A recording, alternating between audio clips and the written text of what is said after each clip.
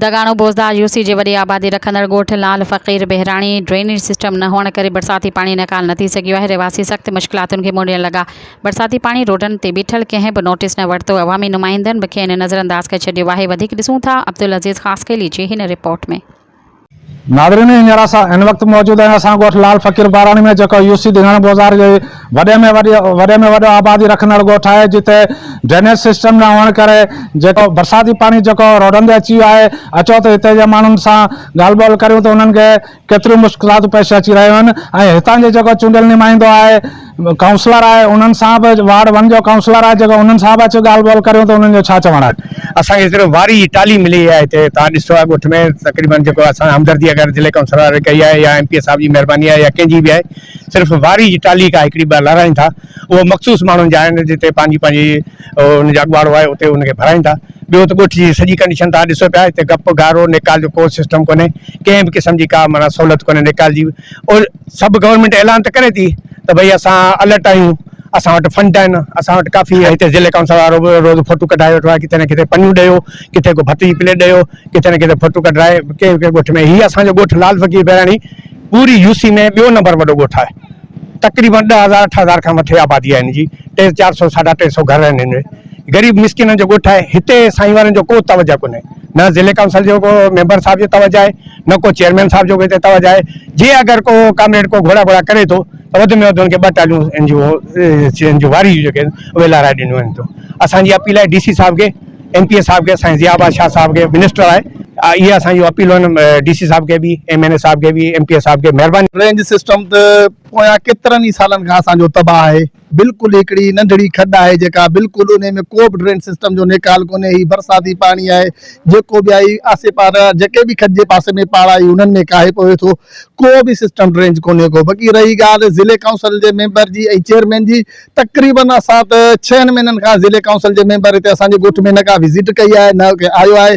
Chairman साहब जे अचे थो त पंहिंजा जेके उनजा ख़ुशामदड़ आहिनि हाउसनि ते अची वेहे थो, ऐं जेके कामरेट आहिनि रड़ियूं था कनि त हुननि खे 3-4 टालियूं आहिनि उन्हनि ते राज़ी करे वञे थो।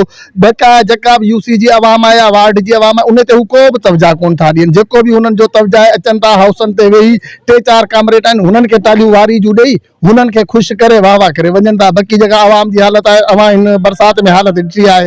रईस हसन खान जे लाइ सिर्फ़ु सीउ आहे त ही वार्ड आहे बि कोन को यूनियन में।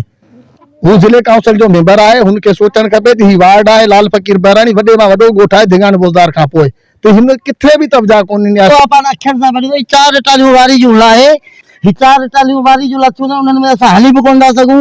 हाणे ही हालत ॾिसो त बीमार बि हितां था गुज़रनि, अंधा मंडा ॿोड़ा टुंडा सभु हितां था गुज़रनि। पाणी हले थो छा हिननि खे ख़बर कोन्हे का, हिननि खे फंड अचनि था, हिननि खे पहिरीं त ड्रेनेज सिस्टम ठाहिनि कोन था।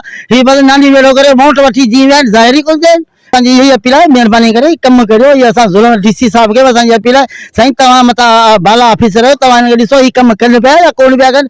ईअं तव्हां फंडनि ते सही था करियो, ही पाण में जेको पंहिंजा खिसा भरियो घरनि में सुता पिया। सभ खां पहिरीं त असीं शुक्रगुज़ार आहियूं जेको मुंहिंजो वार्ड आहे उन्हनि जी महिरबानी, जीअं असांखे माना मोट ॾिनी असां काउंसलर थियासीं। उन खां पोइ जेको हिसाब किताब आहे यूसी जो आहे या हिन जो आहे, इनजी का बि ख़बर कान पई पए त छा आहे, किथे इस्तेमालु थिए पियो, किथे कोन पियो थिए। मूंखे सिर्फ़ु हिन 4-5 सालनि में मूंखे 2 महीननि जी बजट मिली आहे। जेके 7 नलका हुआ उहे बि मूं आवाम जे साम्हूं शो कया।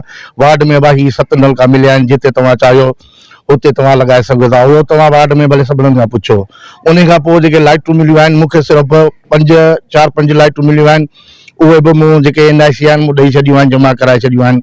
उन खां पोइ यूसी जे तरफ़ां का बि असांखे बजट कोन्हे मिली।